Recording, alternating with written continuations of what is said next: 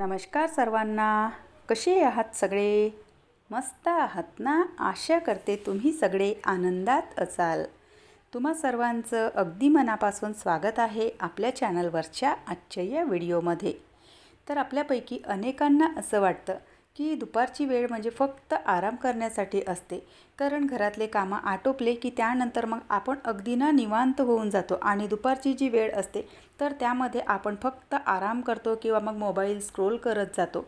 पण खरं सांगायचं तर या वेळेचा थोडा शहाणपणाने उपयोग केला तर बरीच छोटी छोटी जी कामं आहेत तर ती सहजपणे पूर्ण होतात. आज मी माझा दुपारचा वेळ कशा प्रकारे सदुपयोगामध्ये आणते तर हे मी आज तुमच्यासोबत शेअर करणार आहे.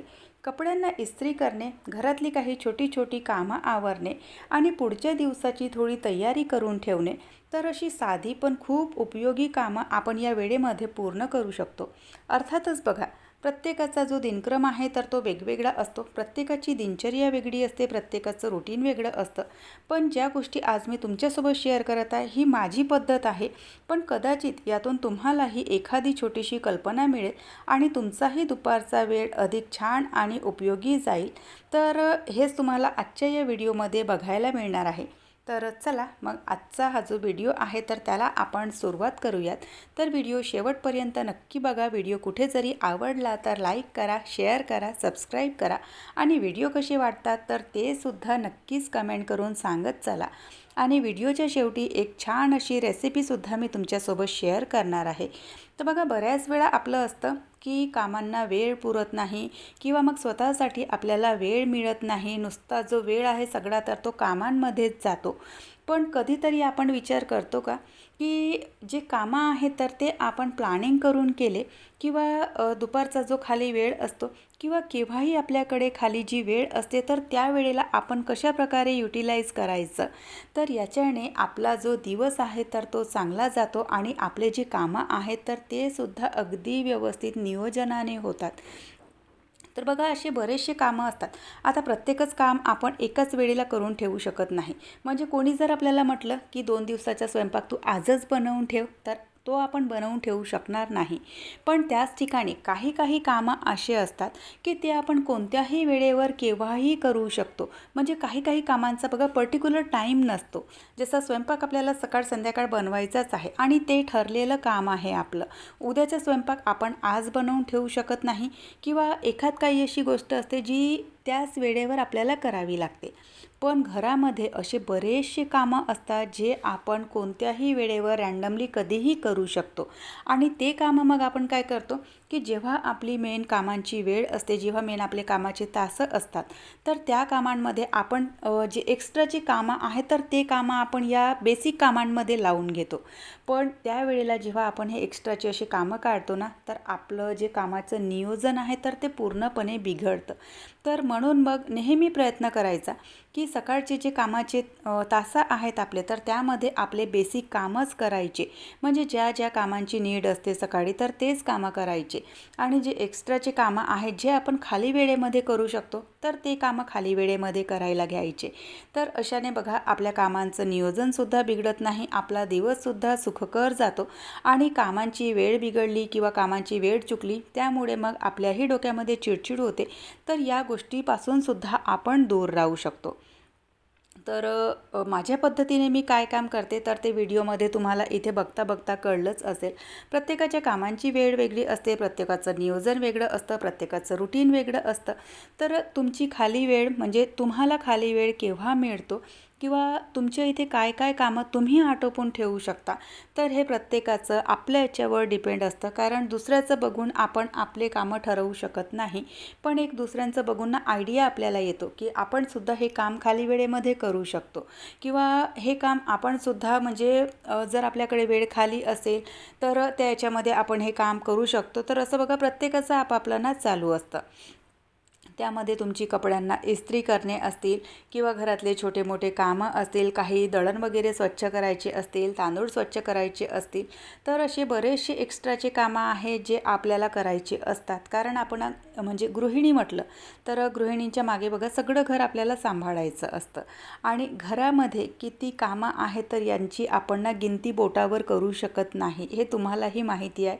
जर तुम्ही एक होममेकर असाल तर तुम्हालाही माहिती आहे की घरामध्ये किती कामं असतात आणि जेव्हा तुम्ही एका भरल्या परिवारामध्ये राहता तर त्यावेळेला जे कामं आहेत तर ते बघा आणखीनच वाढतात आणि अशा वेळेला मग ना आपले जे कामं आहेत तर त्यांचं नियोजन आपल्यालाच करावं लागतं.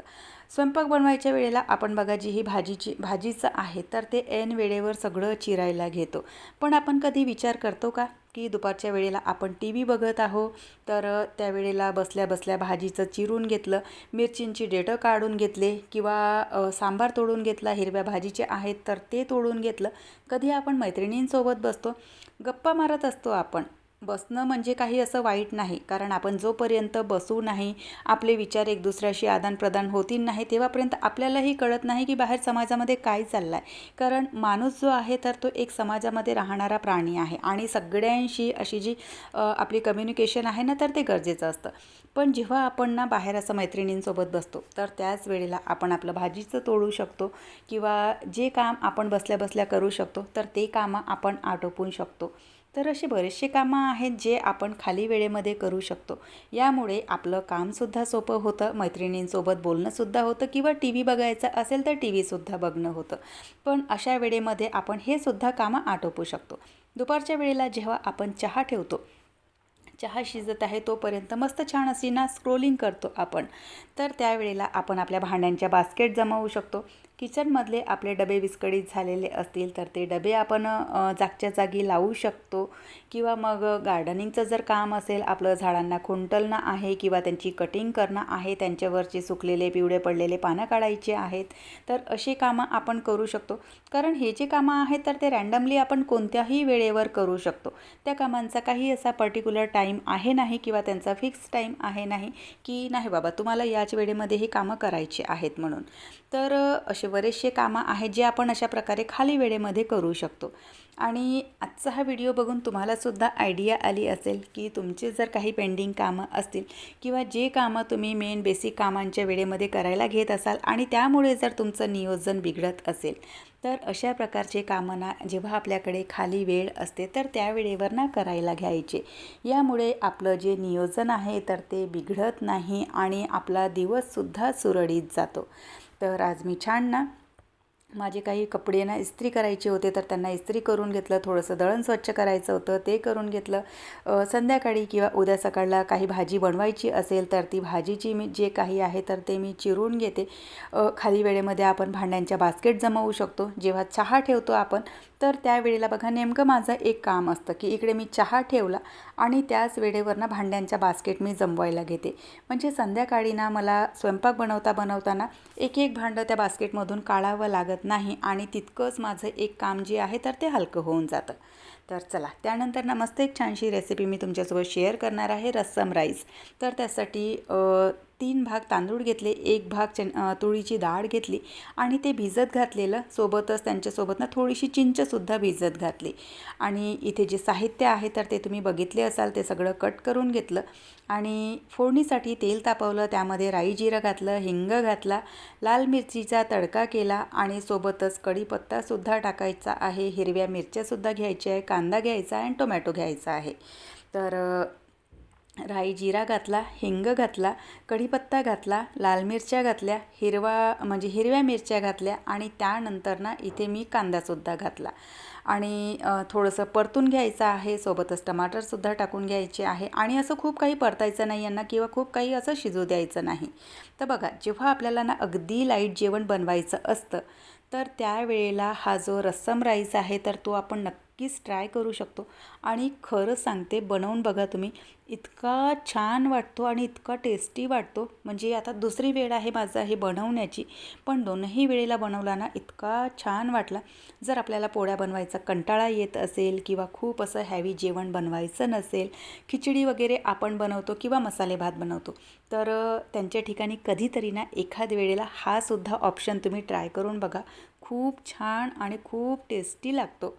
तर इथे बघा टमाटर वगैरे मी घातलेला आणि त्यानंतर मग ना जे आपले बेसिक मसाले असतात तर ते घालायचे आहेत.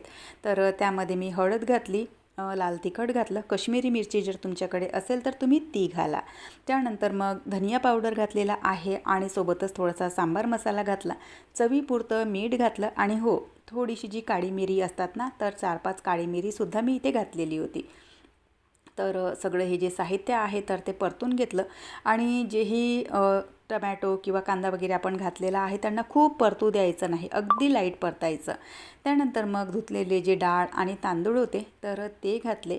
त्यांना पुन्हा आणखी सगळं छान असं मिक्स करून घेतलं आणि त्यानंतर यामध्ये ना पाणी घालायचं आहे. बरं, पाणी किती घालायचं आहे, तर जितके मेजरमेंटने आपण डाळ आणि तांदूळ घेतले होते तर 4 पट त्याच्या पाणी घालायचं आहे. म्हणजे ही जी रेसिपी आहे तर ती थोडीशी अशी आसट असते, जशी खिचडी कशी आपली आसट असते अगदी त्या प्रकारे. त्यानंतर मग ना शिट्ट्या लावून घ्यायच्या, खूप नाही, 2 किंवा 3 शिट्ट्या घेऊन यायच्या. 2-3 शिट्ट्यामध्ये हे खूप छान शिजून जातं.